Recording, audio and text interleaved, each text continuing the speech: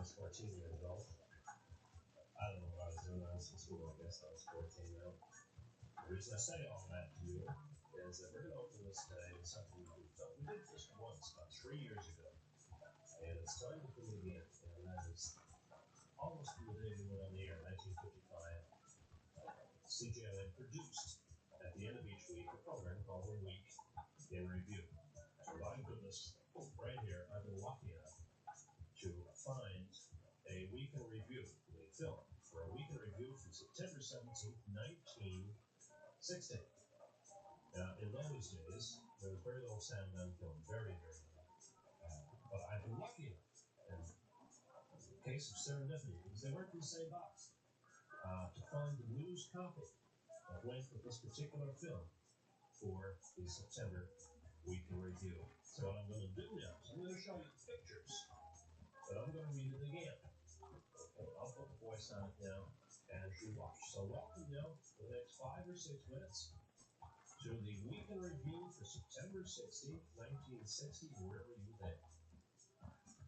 The end of the warm summer Newfoundland experienced in years brought with it a serious headache for the people of the Trinity Conception Peninsula. To get a good view of forest fires, CJON cameramen flew over the fire scene in a survey plane doing important work for the forestry branch of the Department of Mines and Resources. Newsmen in the plane got a good look at the fire area as they covered the shoreline of Trinity and Conception Bays. These films by CJON photographer Pat Dillon give an idea of the area in which the fire was burning as the long column of smoke can be seen pouring out of the ground on the outskirts of the community of Old Purlican. It is in this area that the Old Purlican Cottage Hospital is located. The hospital has 45 beds and was evacuated twice as it was feared the institution might be enveloped in the flames. Wide fire breaks have been cut around the hospital grounds in order to prevent the blaze from catching a clump of trees which encircles the hospital. By Friday, most of the patients were back in the hospital, and Dr. Wilkinson, superintendent of the hospital, stated that residents of that community were breathing fresh air for the first time in days. From these films also can be seen the winding road leading from Old Purlican to the Conception Bay community of Bay de Verde, only 5 miles away. The fire spread to different sections of that road during the week, but were confined to small sections of low brush. Meanwhile, all the news from that area was not bad this week as the Trinity Conception Agricultural and Home Crafts Exhibition opened. One of the persons very much impressed was Premier Smallwood. He addressed a capacity crowd at the official opening ceremonies at the fair on Tuesday night. The Premier saw the fair as another example of progress being made all over Newfoundland in efforts to diversify the economy of the island. The Premier said Newfoundland is on the march and its people are going forward. The members of the provincial legislature represented the 5 districts in the Trinity Conception area were among the honored guests at the fair opening, and they shared the spotlight with the Premier. Another important figure at the exhibition was Mines and Resources Minister W.J. Keogh, who had high praise for the agricultural produce exhibited this year. One of the social highlights of the fair was the beauty pageant. The semi-finalists in the event paraded for our CJON newsreel cameras prior to the main event on Friday night. And the beautiful winner of the title of Queen of the Fair for 1960 is Miss Margaret Taylor of Harbour Grace. Miss Taylor was crowned on Friday night and reigns as Queen of the Festival until festival time rolls around again next year. Congratulations, Margie. The big exhibition at Harbour Grace comes to an end. The final show marks an exciting climax to the fair, which was enlivened this afternoon by the Armed Forces Parade, with a fly past and the Yacht Club sail past and in the harbor of the town. Meanwhile, some memorable moments for the young college students of Newfoundland this week. The registration of first-year students took place on Wednesday at Memorial University Annex on Merry Meeting Road, St. John's. Students from all the major outlying centres of the province, such as Grand Falls, Corner Brook, Gander, and Buckens, as well as the smaller communities, were represented among the eager young faces who appeared before the registrar. Present for the registration ceremony was the registrar of the university, Mr. H.T. Renouf, and the heads of the various faculties at the university. In all, there were 600 students registering for studies for the first time at the university, and as well second and third year students to meet the freshmen and show them around. Meanwhile, Hurricane Donna, a lady who packed a powerful punch, forced ships of the Portuguese fishing fleet to scurry for shelter in St. John's Harbor this week. As Donna moved menacingly towards St. John's, the vessels headed for the safety of the harbor and breathed a sigh of relief when the Narrows hove into view. The arrival of the vessels draws the interest of residents living along the shores of the ancient harbor. The vessels are from the famous White Fleet, which sets out each year from Portugal to fish the Grand Banks. It's believed that all the ships in the path of the hurricane made it to port, for there were no reports of any ships having been lost. And when the Portuguese fishermen came ashore, they found in St. John's a hearty welcome to port. The fishermen gather around the wharf as they depart from their vessel. They head for the famous Fisherman's Hostel after doing some window shopping on Water Street. CJON's Howie Meeker visited with the fishermen and chatted with them about their favorite sport back home, which of course is soccer. The fishermen are rarely stuck for a place to play their favorite sport. These Portuguese seamen find a football and quickly start to kick it around on the wharf, where their vessels are tied up. They're so adept at the game, they're able to play it without having to put on football boots. After warming up in a practice game on the waterfront, the Portuguese fishermen decided to play a game in earnest. They later headed for St. Pat's Field and picked sides for a game. Most of the players were barefoot and enjoyed themselves tremendously. Their stay in St. John's, however, was short-lived. Before they could get a serious game organized, the storm danger had passed, and the ships began leaving once more for the fishing grounds of the Grand Banks. But, as on most occasions, when they visit St. John's, the Portuguese left fond memories. The fishermen of another nation are also in the news. This time they're Russians, and Mr. Bill Martin of Formuse is not happy about their presence.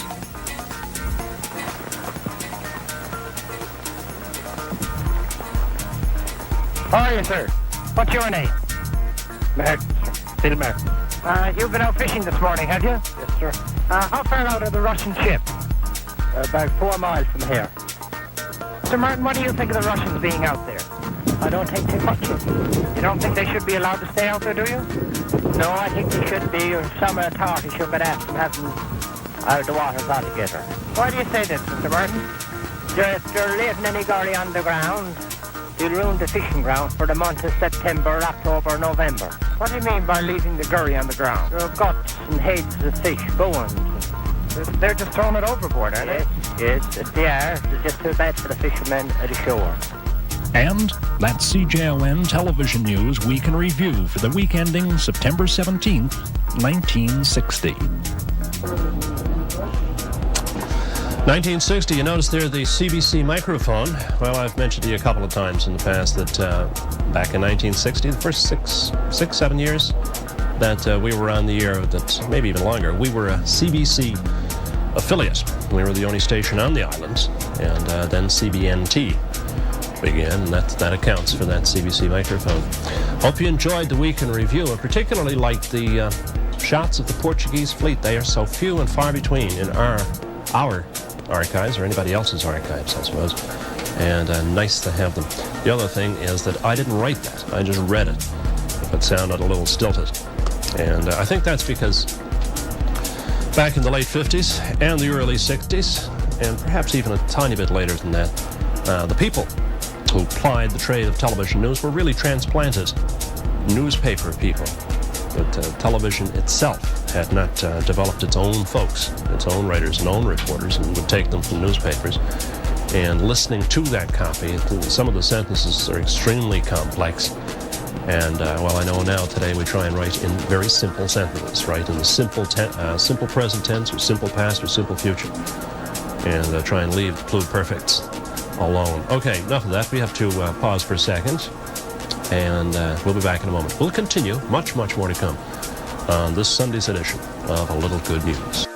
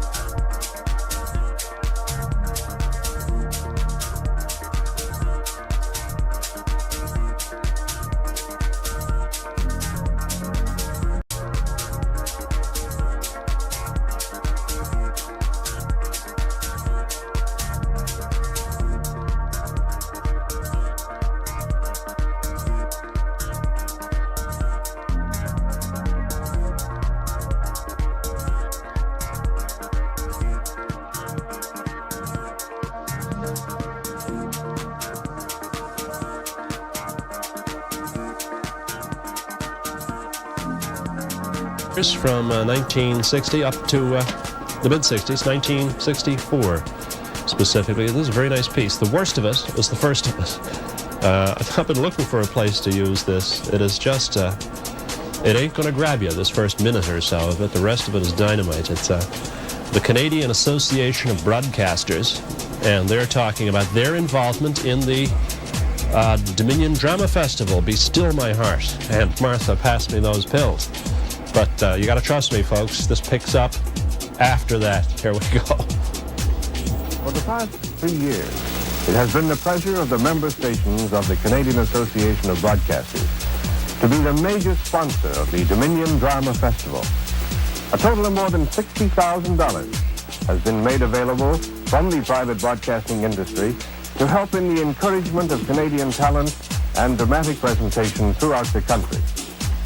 Once again, it is my pleasure to present this check to Miss Vida Peen, the president of the Dominion Drama Festival, as representative of CAB's 1964 contribution of $21,000 to the festival being held in historic Charlottetown, Prince Edward Island, this year. Miss Peen. Thank you, Mr. Kane, for this wonderful check. I am speaking on behalf of the governors of the festival, its executive committee, the regional chairman and their committees, and our local little theater group, and also more particularly on my own behalf. I acknowledge with thanks the magnificent contribution made to the Dominion Drama Festival by the Canadian Association of Broadcasters. Thanks. Well, this is a different movie. This is Confederation Building, and the people in this lobby are not shouting out, "Where's Mr. Freeze?" These are policemen. And the occasion is that somebody phoned in a bomb threat to Confederation Building, actually threatened to blow up the House of Assembly. Allow, allow, allow. This is officers proceeding upstairs. The threat was made by telephone. Police at the time took it quite seriously. Who would want to blow up the House of Assembly? Well, they were going to question 150,000 suspects. Just kidding. Actually, it was quite a serious incident. The House, through the whole thing, kept sitting. You'll notice the change in style of the police uniforms. That guy's either looking for a butt or thinks there might be a bomb in the ashtray. Our reporter was ordered out of the building on 3 occasions, our cameraman, I should say, and refused to leave. And in fact, at the end of the clip, you can see him shooting through just a crack in a doorway. That's Pat Doyle over there on the far left, reporting for the Evening Telegram, and still a very fine reporter with that newspaper. The House of Assembly in 1962. And who among us was so outraged as to threaten violence against the honorable members? Well, in 1962, then Finance Minister Ned Spencer announced that government would increase revenues, and they would increase revenues by selected taxation increases. Those increases were to be in, well, take a guess. You're right.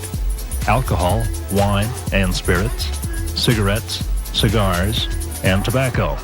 It worked in 62 for governments, just as it works now. Estimate that we shall receive about 2 million extra profits from the higher prices on beer, liquor, and wine. We estimate that we shall receive another 2 millions or thereabout from additional taxation that we shall ask the House to approve in this session to be placed upon cigarettes and tobacco. This will come mainly from an extra 5 cents a package on cigarettes, the rest of it being on tobacco and cigars. Of these 2 items, the one that we expect to grow with the years is the additional profit on beer, liquor, and wine. We believe that as population increases, so in more or less the same proportion will grow the consumption of these things. We are not expressing any opinion on the desirability or the undesirability of consuming beer, wine, or liquor.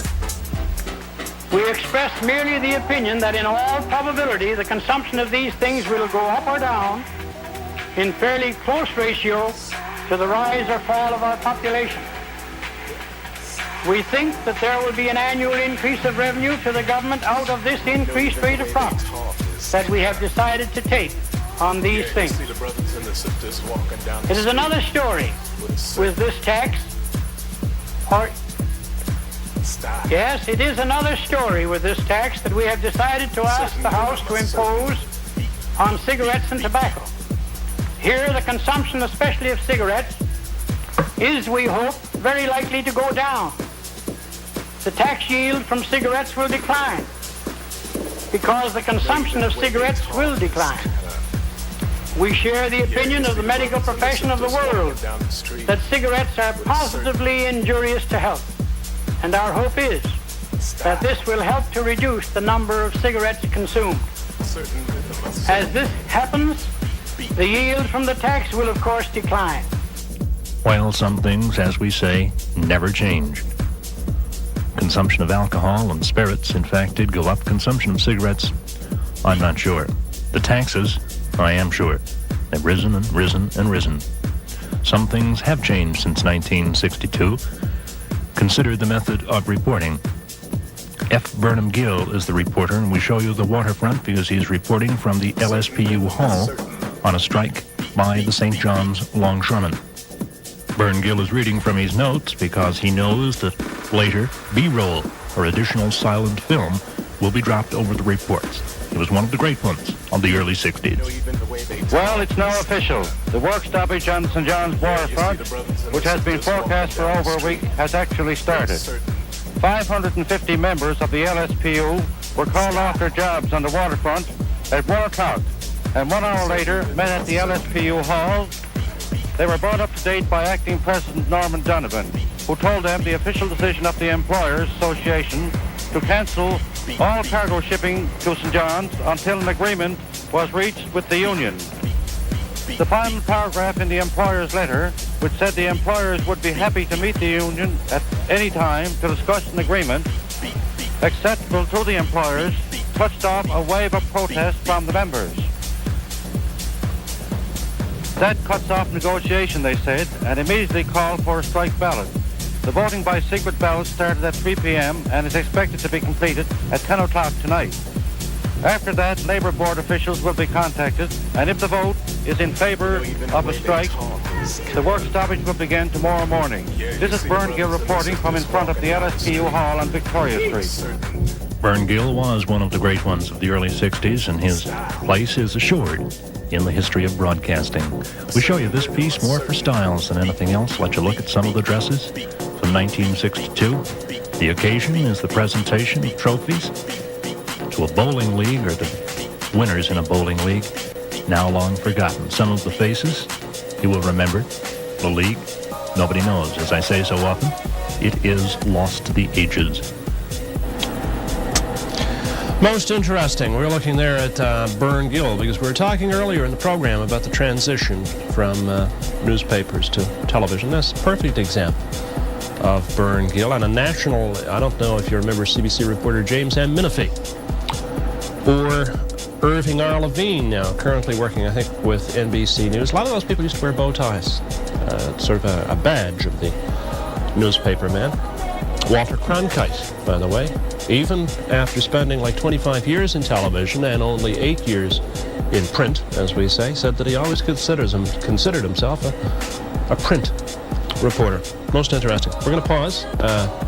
Lots more to come. Loads of it, tons of it. We'll be back in a moment and show you some of it. Nano Shop is your one-stop shop for phone, tablet, computer, or game console repair, sales, and related accessories. Call 237-NANO. That's 237-6266. At Freshwater Motorplex, we're using a word we haven't used in a very long time: overstocked, with more on the way. Freshwater Motorplex, home of Polaris, Suzuki, and the Motorplex service community. Beltone isn't just a hearing clinic, it's a family. Our goal is to create a happy and comfortable environment for our patients, which we care for like our own family. With over 75 years of helping Newfoundlanders hear better, trust Beltone with all your hearing needs. To book your appointment, visit beltone.ca. Did you know the average new car loses up to 20% of its value in its first year? Avoid that new car depreciation and visit us at jerryscarsales.com. We have over 130 like-new, low-mileage vehicles in stock, and we deliver island-wide. To put this in some perspective for you, You have just come off of what is now the harbor access, and you're passing by Waldegrave Street on Water Street around the turn of the century. You are on board a streetcar. Now you're passing down by 2 tons, and you're on your, nearly hit that horse, on your way down to Loring. You will forgive us for the quality of the film. It cannot be helped. That we have it at all is a miracle of some sorts. Actually, as I mentioned before, it has been made available to us from the provincial government. Notice the old telephone poles with the crossbars. And notice how long it takes before the horses and the carts defer. This is right in front of the courthouse now. As a matter of fact, my bookstore is down here on the left, but, well, I can't plug it, so I'll say nothing. The film has an airy quality about it because when you look at these people and contemplate for a moment that in all likelihood, not one single solitary man Jackson is alive today.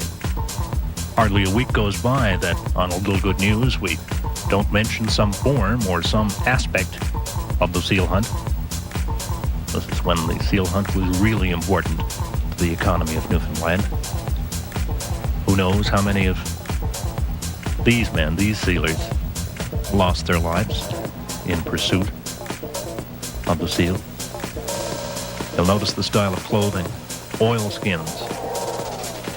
And this is the view of the harbor that they would receive when they return from the ice floes. If you've never come in through the Narrows into St. John's, I should say, parenthetically, it is really quite a sight because you don't see the city itself until you're virtually in through. No little light, no buoy there. The battery, well, the battery has changed. But the hills haven't. All these films have that, I don't know, that timeless quality about them. You are blessed with this piece of film because actually we're going to take our time and go right up through the waterfront, or at least the north side of the waterfront. You will see some of the house names, the premises of the merchants of St. John's. And some of the buildings will be familiar to you, like the Basilica, and some will not, having passed the way of all flesh.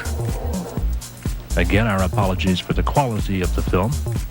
We will say very little and let the pictures speak for themselves.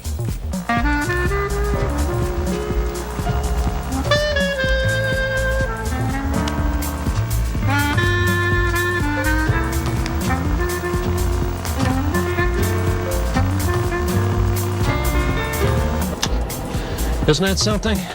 Boy, oh boy, we're going to pick that up next week. We got to go right now. We'll be back with some final thoughts right after this.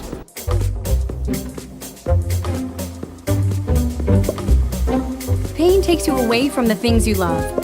A chiropractor can bring you back.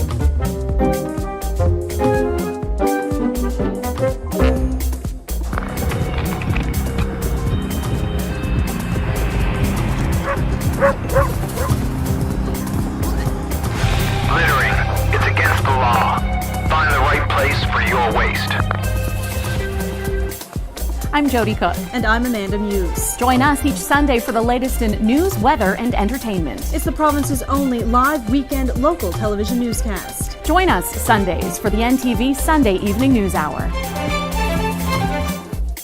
Hi everyone, I'm Sharon Snow, inviting you to join me every Friday on the award-winning NTV Evening News Hour for Places to Go, right here on NTV, Canada's Superstation.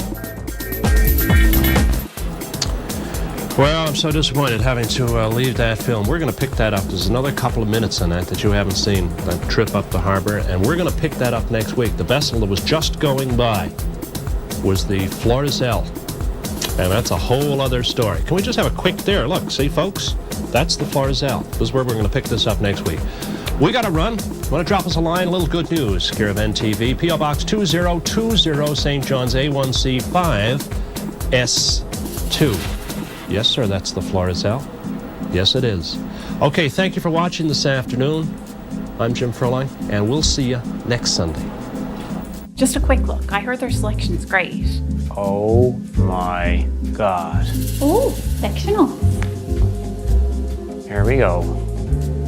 Discover the Rise Over by Water or Land in historic and beautiful Brigus, an English-style pub directly on the ocean. Stay for a meal or a pint. TheRiseOver.ca. Mario, Bowser, and Peach partner up in Super Mario RPG.